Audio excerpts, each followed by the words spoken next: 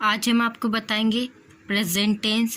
Present tense का हम first वाला टेंस लेंगे, प्रेजेंट सिंपल या फिर प्रेजेंट इंडिफिनिट टेंस। ठीक है, अब हम इसकी पहचान आपको बता देते हैं। इसके हिंदी वाक्यों के अंत में ता हैं, ती हैं, ते हैं आदि शब्द आते हैं। जैसे राम खाना खाता है, तो इसमें हिंदी वाक्य के अंत में आया है हमारा ता है। इसी ऐसे ही हम इसकी पहचान करेंगे। जैसे सीता नाचती है, तो उसमें आएगा ती है। जैसे इसमें हिंदी वाक्यों के अंत में ता है, ती है, ते हैं आदि शब्द आते हैं। ठीक है, अब हम इसका देख लेते हैं फॉर्मूला। इसका फॉर्मूला है सब्जेक्ट प्लस मेन वर्ब की फर्स्ट फॉर्म प्लस ऑब्जेक्ट। ये इसका फॉर्मूला है। अब हम इसके देख लेते हैं नियम कि किस प्रकार से हम इसको बनाएंगे। इसके लो हम देख लेते हैं। सबसे फर्स्ट नियम है हमारा सब्जेक्ट, जैसे ही, शी, इट, नेम, सिंगुलर, इनमें से जो भी सब्जेक्ट होगा तो इन सब्जेक्ट के होने पर वर्ब में एस, ईएस या फिर आईएस लगता है। ठीक है, अब हम देखते हैं कि एस कहाँ लगता है, ईएस कहाँ लगता है और आईएस कहाँ लगता है। ठीक है, तो अगर वर्ब के पीछे एच, ओ, एस, एक्स, ई आदि शब्द होंगे ना, इनमें से कोई भी वर्ड हो, चाहे एच हो, अर्थात वर्ब जो है तो उस वर्ड में हमारे लास्ट में एच, ओ, एस या फिर एक्स होगा, तो ये होने पर ई एस लगता है। ठीक है, एग्जाम्पल देखते हैं। जैसे गोज, तो इसमें हमारा आया है लास्ट में ओ, जैसे तो ये ओ किस में है, इसी में है, तो इसमें क्या लग गया हमारा ये ई एस। तो इस गो के पीछे लगा दिया हमने ई एस, तो ये बन गया हमारा गोज। ठीक है, अब हम देखते हैं सेकंड। ये जो हमारा फर्स्ट वाला है, इसी का हमने फर्स्ट तो देख लिया है कि ई एस कहाँ लगता है।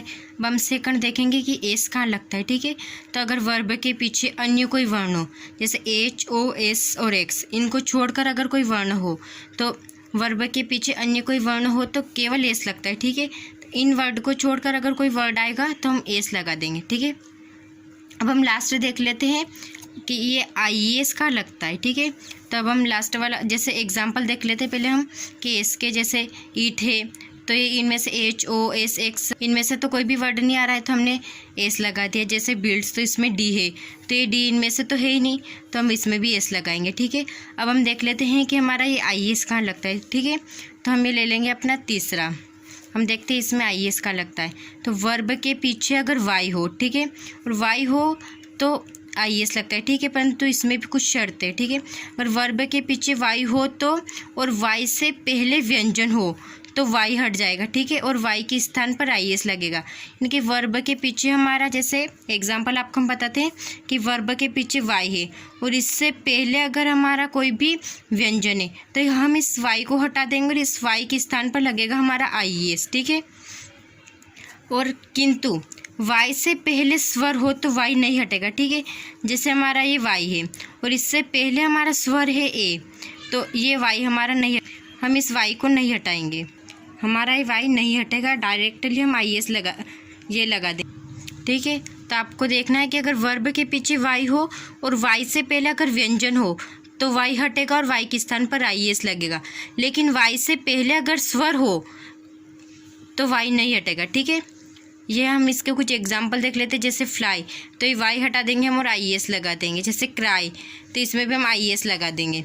जैसे प्ले, तो इसमें एस ही लगाएंगे क्योंकि वाई से पहले एक स्वर है, तो और इसी में हमारी एक शर्त और है, जैसे किंतु वाई से पहले अगर स्वर हो तो वाई नहीं हटेगा, लेकिन अगर वाई से पहले दो स्वर हो तो हम आई एस नहीं लगाएंगे। ठीक है, अगर वाई से पहले अगर हमारा एक स्वर हो तो हम वाई नहीं हटाएंगे, डायरेक्टली आई एस लगा देंगे, लेकिन वाई से पहले दो स्वर हो, जैसे प्ले, तो इसमें वाई से पहले एक स्वर तो होगा हमारा ए, और इस एल को हम लिखते हैं इस तरह से एल, तो ये भी हमारा ए से स्टार्ट हो रहा है, इसको भी हम कुछ देर के लिए स्वर मान करके चलेंगे ताकि हमें समझने में आसानी होगी। ठीक है, तो इसमें हम आई एस नहीं लगाएंगे, डायरेक्टली बस हम ए से लगाएंगे क्योंकि लेकिन वाई से पहले दो स्वर, तो हमारे दो स्वर हो गए, जैसे एक ए हो गया हमारा और एक इस हमने एल को मान लिया स्वर, जैसे एल को इस तरह से लिखा, तो हम इस वाई को नहीं हटाएंगे और इसमें आई एस भी नहीं लगाएंगे, बस ए से लगाएंगे। हम इसको इसी रूल से फॉलो करेंगे हम इसको। ठीक है, जो हमारा ये सेकंड वाला रूल था, हम इसी रूल से इसको फॉलो करेंगे। ठीक है, अब हम देख लेते हैं दूसरा लॉज, ये हमारा सेकंड नियम है। सब्जेक्ट अगर आई, वी, यू, दे और प्लूरल, अगर इन पांचों में से कोई भी हो तो ये होने पर वर्ब में S, E S, I S ये नहीं लगता है, ठीक है। आई, वी, यू, दे प्लूरल होने पर I S, S, E S ये सब नहीं लगते हैं, ठीक है।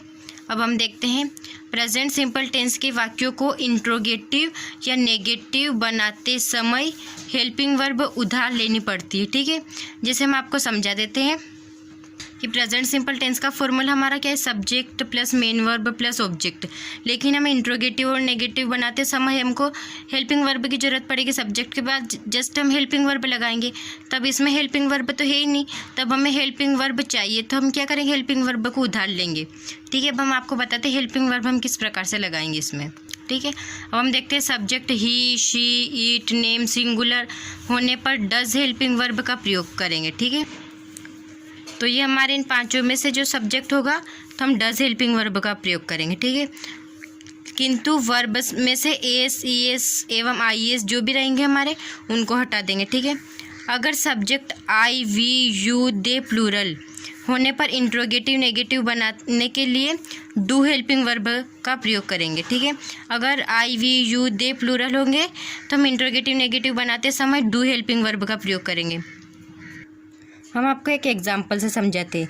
जैसे हमने लिया था ये ही, शी, इट, नेम सिंगुलर, ये पांचों अगर हमारे थे तो हमने एस, ई एस या फिर आई एस लगाया था वर्ब में, ठीक है। तो हमने मेन वर्ब के पीछे S, E S, I S जहाँ पर भी लगाया है तो हम उसको आई एस, एस और ई एस इनको हटा देंगे और हम डस लगा देंगे हेल्पिंग वर्ब के रूप में नेगेटिव इंट्रोगेटिव बनाते समय, ठीक है। तो आप इसको इस प्रकार समझिए, जैसे कि हमारे पांचों सब्जेक्ट होंगे तो हम ए, सी एस या आई एस लगाएंगे अफर्मेटिव बनाते समय, और जैसे हम इनको नेगेटिव इंट्रोगेटिव बनाएंगे तो हम इस ए, सी एस, आई एस को हटा करके डज लगाएंगे, ठीक है। और अगर इनके अलावा जैसे अब आप देखिए जैसे आई, वी, यू, दे या फिर प्लूरल, जैसे ये सभी होंगे तो हम ए, सी एस, आई एस का प्रयोग नहीं करते हैं, तो उस जगह पर हम नेगेटिव या इंट्रोगेटिव बनाते समय डू लगाएंगे, ठीक है। जैसे हम आपको बता देते हैं कि अफर्मेटिव का हमारा फॉर्मूला क्या है, सब्जेक्ट प्लस मेन वर्ब की फर्स्ट फॉर्म लगती है, उसमें हम ए, सी एस या फिर आई एस लगाते हैं, ठीक है, प्लस ऑब्जेक्ट। अब जैसे ही हम नेगेटिव बनाएंगे तो हमें हेल्पिंग वर्ब की ज़रूरत पड़ेगी, तो हम सब्जेक्ट तो एज इट इज़ लिख देंगे, प्लस हेल्पिंग वर्ब आती है हमारी, तब हेल्पिंग वर्ब में हमें क्या क्या चाहिए, डू या फिर डज हम हेल्पिंग वर्ब लगाएंगे। अब हमने आपको बता दिया है कि डज हम कहाँ लगाएंगे, जैसे ही हमारे ही, शी, नेम सिंगुलर होंगे तो हम जहाँ पर ए, सी एस, आई एस का प्रयोग करेंगे तो हम इनको हटा देंगे मेन वर्ब में से और डज लगाएंगे, और जहाँ पर आई, वी, यू, दे प्लूरल होंगे वहाँ पर हम ए, सी एस, आई एस का प्रयोग नहीं करते हैं, वहाँ पर हम डू लगाएंगे, ठीक है। प्लस नोट, क्योंकि नेगेटिव में तो हमारा क्या आता है, नोट, तो subject plus helping verb plus note plus main verb की फर्स्ट फॉर्म प्लस ऑब्जेक्ट, ठीक है। जैसे हमने अफर्मेटिव में लिया था मेन वर्ब की फर्स्ट फॉर्म और ऑब्जेक्ट, ऐसे ही हमने इसमें ले लिया, बस इसमें हमें सब्जेक्ट के बाद हेल्पिंग वर्ब लगानी है, और नेगेटिव के लिए हम हेल्पिंग वर्ब के बाद नोट लगाते हैं हमेशा। अब जैसे हम इंट्रोगेटिव बनाएंगे तो हमें क्या करना है, हेल्पिंग वर्ब को आगे लेनी, तो हमने हेल्पिंग वर्ब डू या फिर डज जो भी हम लेंगे तो हम उसको आगे ले लेंगे, फिर ऐसे ही फिर subject plus main verb plus object ऐसे ही हम डाल देंगे, subject plus main verb plus object तो हम ऐसे ही लिख देंगे। अब जैसे हम इंट्रोगेटिव नेगेटिव बनाएंगे तो हम वैसे ही इंट्रोगेटिव के लिए हम जैसे डू या डज जो भी हमारी हेल्पिंग वर्ब रहती है उसको आगे लेते हैं, तो हमने उसको आगे ले लिया, फिर प्लस हमारा सब्जेक्ट, फिर प्लस नोट, क्योंकि नेगेटिव भी हमारा तो ये हेल्पिंग वर्ब तो आगे चली गई, लेकिन इसके पीछे का जो ये नोट है इसको उसी स्थान पर छोड़ के चली गई, ठीक है। तो हेल्पिंग वर्ब भी आगे जाएगी बस, और नोट को अब उसी की जगह पर छोड़ के चली जाएगी, ठीक है। प्लस मेन वर्ब की फर्स्ट फॉर्म प्लस ऑब्जेक्ट हम ऐसे ही लिख देंगे। फिर जैसे हम WH वर्ड बनाएंगे तो हमारे डू या डज से पहले हम WH वर्ड लगाएंगे, जैसे वे, वाट, वेयर, जो भी WH से शुरू होते हैं, जैसे वाट तो उसमें भी WH आता है, वे उसमें भी WH आता है, इसी तरह से, ठीक है। तो हम WH वर्ड को आगे ले लेंगे सबसे पहले, जैसे व्हाट इज़ योर नेम, तो हम सबसे पहले वाट को लेंगे, फिर उसके बाद हम डू या फिर डज लगा देंगे, प्लस फिर हम लगाएंगे सब्जेक्ट, फिर प्लस मेन वर्ब की फर्स्ट फॉर्म, फिर लगा देंगे हम प्लस ऑब्जेक्ट, ठीक है।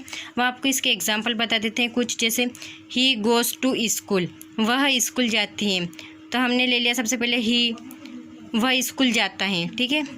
और जैसे इसमें ओ है तो हम क्या लगाएंगे इसमें ES। She sings a song, जैसे सी है तब हम इसमें भी ACS IS लगा सकते हैं। अब हम देखते हैं इसमें क्या लगेगा, तो इसमें OSH तो ये तो है ही नहीं, इसमें तो G है तो हम इसमें S लगा देंगे, ठीक है। अब तीसरा हम लेंगे आई राइट अ लेटर, वह पत्र लिखती है। सॉरी, इसको हम बोलेंगे जैसे मैं पत्र लिखती हूँ, ठीक है। तो I we you they plural होने पर हम क्या ACS IS नहीं लगाते हैं, ठीक है। तो जैसे हमारा आई है तो हम इसमें ACS IS कुछ भी नहीं लगाएंगे मेन वर्ब में, बस ऐसे ही हम राइट लिख देंगे, ठीक है।